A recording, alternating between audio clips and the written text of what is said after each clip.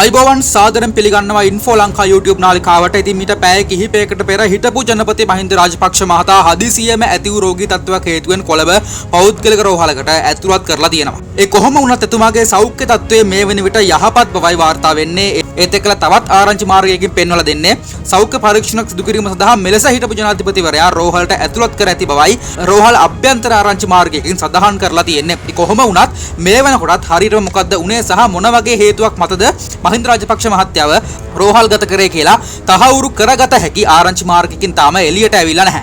ඒ කොහොම වුණත් අපි බලමු ඉස්සරහට මොකද්ද වෙන්නේ කියලා මේ අයහපත් වර්ෂාපතනයත් එක්කලා. ඒක නිසා අපි අනිවාර්යෙන් මතක් කරනවා ඔබට ඉන්ෆෝ ලංකා YouTube නාලිකාව subscribe කරලා තියාගන්න. මොකද අපි මේ වගේ news වලින් ඔයාව හැම තප්පරයකම දැනුවත් කරනවා. ඉතින් ඒ ආරංචියත් එක්කලා ආපදාවේ මියගිය එක් අයෙකුට ජනපති අනුරගේ උපදෙසින් ජනාධිපති අරමුදලින් රුපියල් ලක්ෂ 10ක මුදලක් පිරිනමනවා කියලාත් මීට පැය කිහිපයකට කලින් නිවේදනය කරලා තියෙනවා.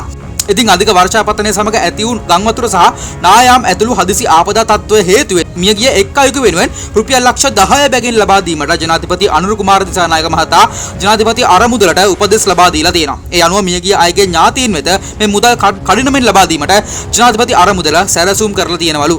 ඉතින් මේ පණිවිඩ දෙකත් එක්කලා මම දැනට නිහඬ වෙනවා. අපි ඉන්ෆෝ ලංකා